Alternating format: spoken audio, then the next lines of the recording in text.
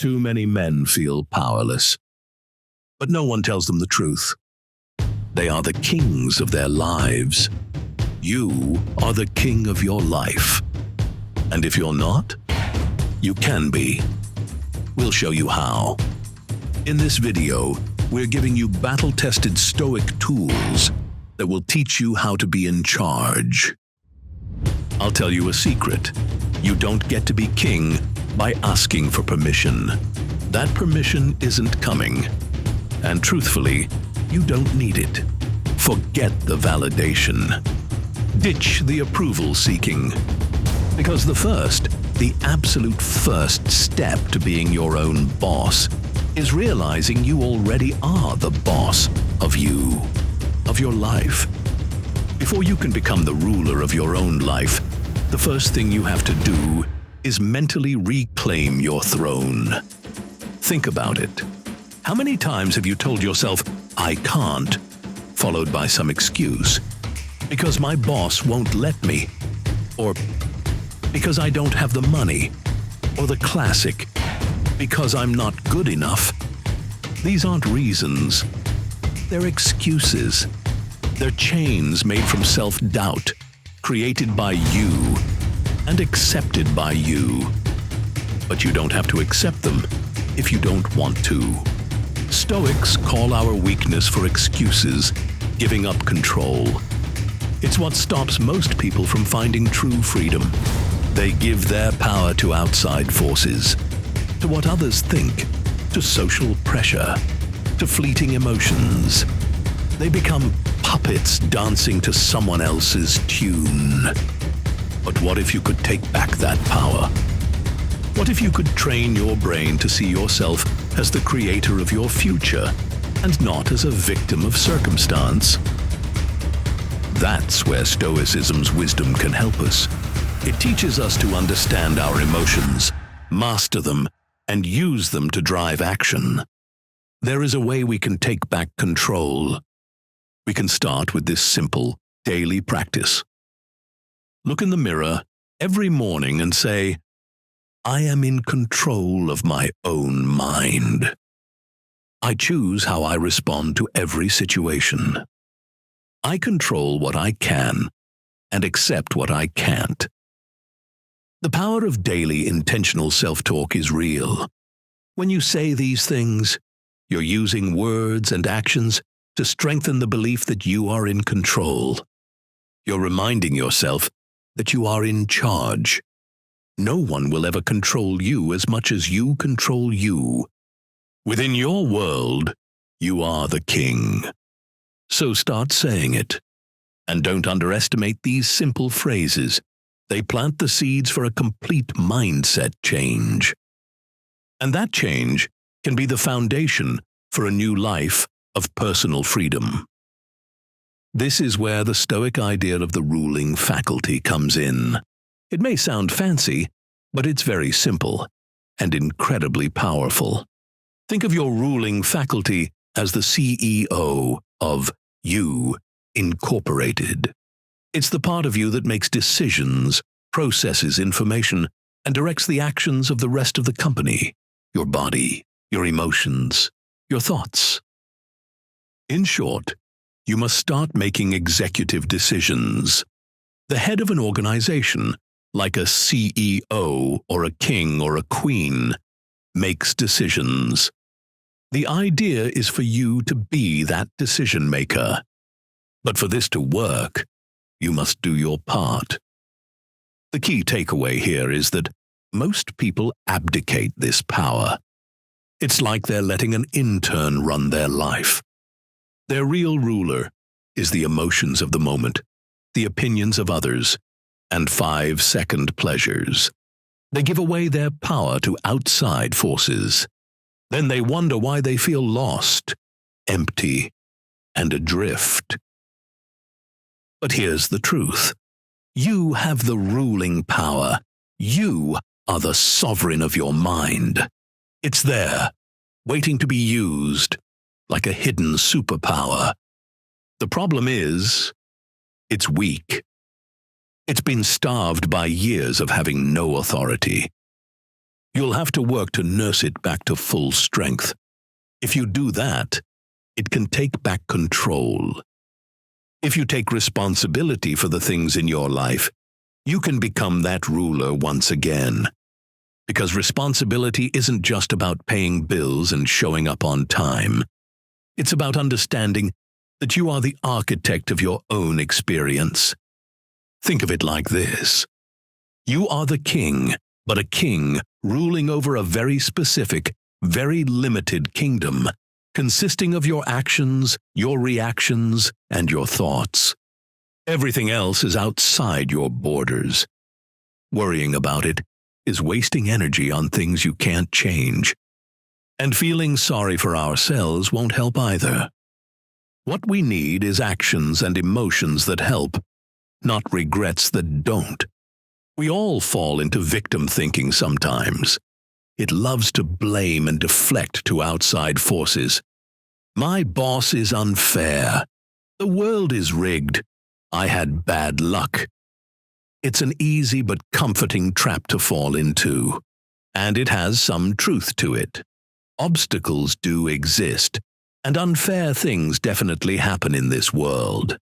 But as Stoics, we focus on what we can do to improve our situation, and there's always something we can do to improve our situation. That means we have to take ownership of our kingdom, however messy it looks right now.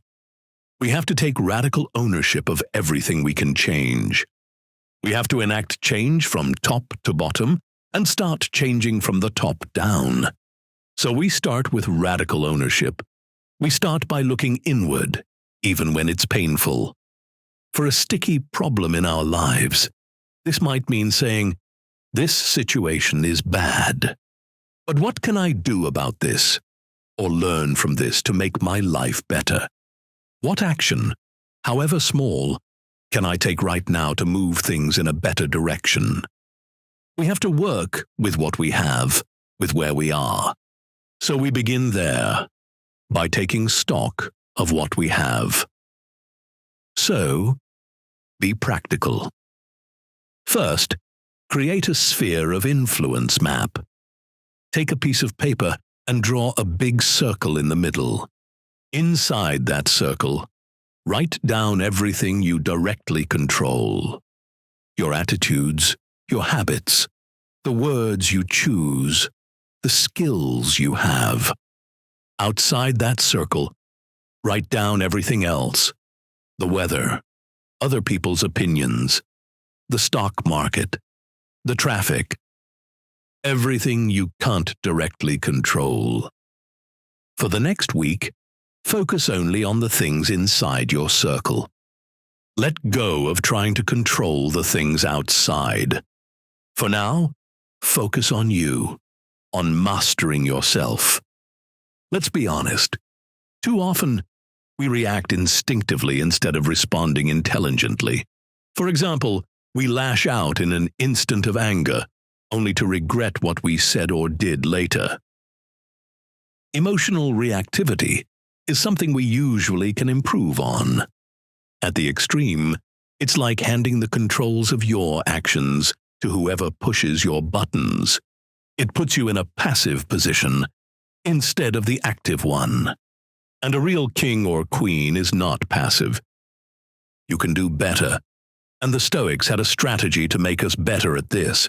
They called it premeditatio malorum, which means thinking about possible problems before they happen.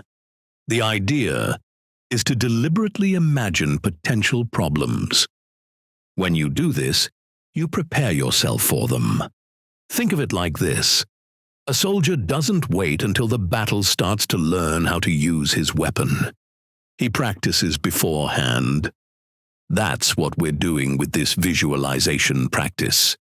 We're training our minds, preparing them for the inevitable challenges life throws at us.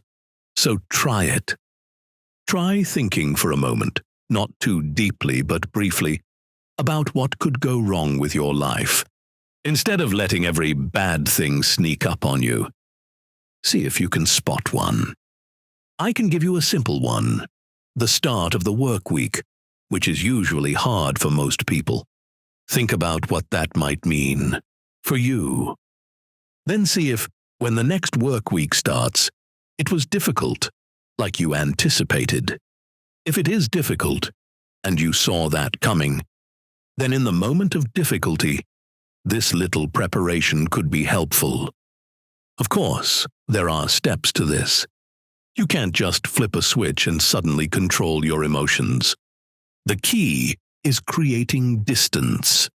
Distance between the trigger, that annoying comment or unexpected bill or late-night traffic jam, and your response. Let's use an example. A poker game. Imagine someone makes a big bet. Do you immediately match it? You could. But what if, just for a second, you could step back, evaluate the situation, and choose the most effective response? In a game, that could mean folding. It could mean going all in. It's not really the move that matters as much as the fact that you took advantage of all your time before taking it. That brings us to our next strategy. Insert a pause before acting. It's a simple idea. When you feel a surge of anger, frustration, or any emotion that might hijack your brain, pause. Just for 10 seconds. Count to 10. Breathe. In that small space of silence, you create room for reason to take over. Because chasing that promotion, the corner office, the bigger paycheck, is not true leadership. In that moment, you're being led by your own desires, like a donkey chasing a carrot. That's not freedom. That's being led by our desires, a form of servitude. Stoicism offers a different approach. It teaches us strategic detachment. This means stepping back and seeing the whole picture, not just the part you're focused on.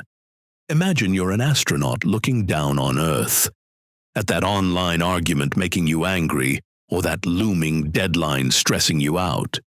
From that distance, everything looks much smaller and less important. That's the cosmic perspective. We're not saying you shouldn't care, but you need to see your problems in context. Otherwise, they'll overwhelm you. Here's a tip that will help. Try loosening your attachment to specific outcomes. The idea here is that attachment to outcomes weakens our big picture leadership. When you're so focused on getting something, you lose sight of the right thing to do. You compromise your values, you make short-sighted decisions, all because you're afraid of not getting what you think you need. That's not being a leader. That's being controlled by your desires. And as Stoics, we try to focus on what we can control, not what we can't. So how do we break free? By practicing preferred indifference. This isn't the same as not caring. It's about recognizing that some things are within our control, our actions, our judgments, and some things aren't. The economy, the weather. We might prefer certain outcomes, but we also accept that we can't control everything. This is the key to our decision-making approach. Before any decision, ask yourself, is this within my control? If it is, focus on making the best possible choice based on your values. If it isn't, acknowledge it, accept it, and let it go. Don't waste energy on battles you can't win. Save your strength for what truly matters, for what you, as the leader, can lead on. Some people think being a leader means giving orders and stepping on others. But they're wrong. Real leadership is about building something bigger than yourself, and that starts with the people around you. Your life is the kingdom. You are the ruler. But even kings need advisors. and the people around you matter. Choosing the wrong ones can lead to disaster. So think, who are the people in your inner circle? These are the advisors who give you honest feedback, even when it hurts.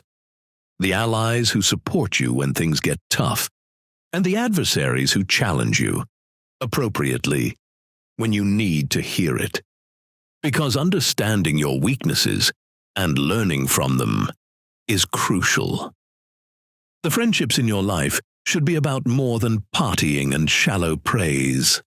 Seneca said, "Associate with people who are likely to improve you. Your social circle shouldn't drag you down. Are your friends pushing you to be better or making you worse? Think about who you want around you and choose wisely."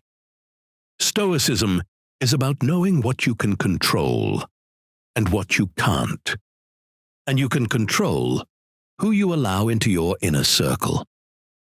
It might be that you're surrounded by good people, and you should spend more time around all of them. Or it might be the opposite. Bring the good people closer. Push the bad people out farther. If you need to, politely distance yourself from the truly toxic. Your mental health will thank you. So, work on developing your inner council. Think of this as your personal board of directors made up of the virtues you want to live by: wisdom, courage, and self-control. These are the principles you consult when making tough decisions.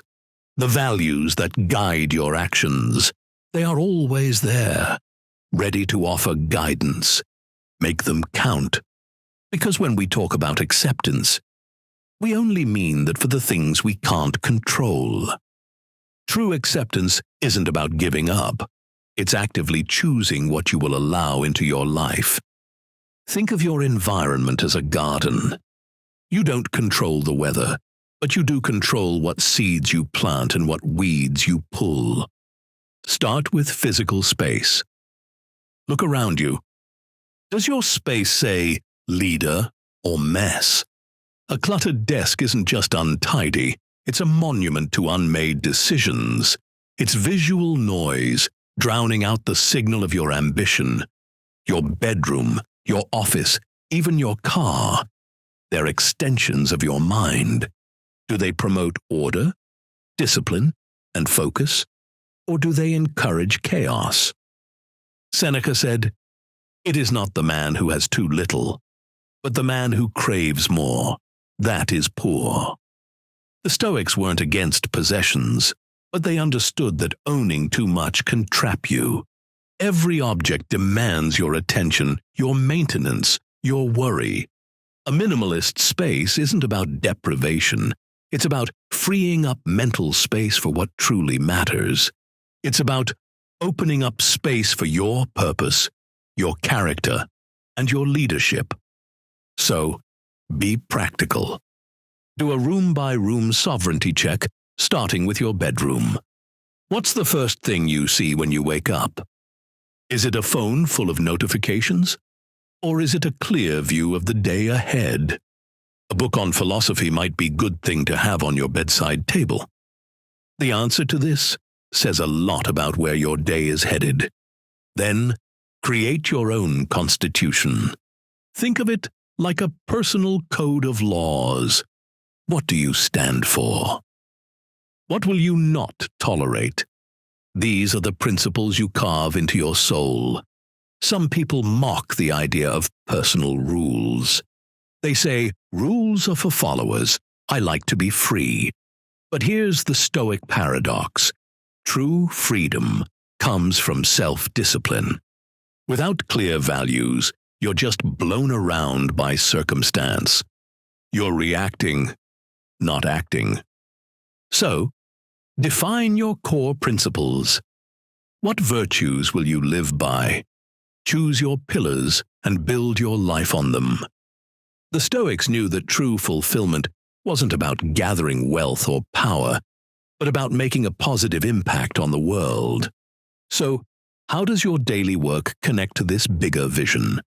Are you chasing quick pleasures, or are you building something lasting? This is where the rubber hits the road. Because talk is cheap. Anyone can quote inspiring phrases. But it's your daily actions, your consistent choices, that truly show your character. So think about the actions you're taking, if they're serving your larger purpose. If they are, keep it up. And if they're not, make changes so they are. Reclaim your kingdom and rule with wisdom, courage, and conviction. Because you are the sovereign of your life, the only permission you need is your own. So take the next step. Choose one sovereignty practice today. Add another tomorrow. Build your royal toolkit one piece at a time. These aren't just philosophical abstractions. They are battle-tested strategies that work right now in your daily life. If this video helped you take back control of your life, leave a comment below sharing which strategy resonated most with you. Your insight might be exactly what another viewer needs to reclaim their own throne. And remember to subscribe for more Stoic wisdom that builds mental strength and practical resilience. As Epictetus, a great Stoic thinker, once said, "No person is free who is not master of themselves." Using your ruling faculty, you can create the life you want. Start now and become the leader you were always meant to be today.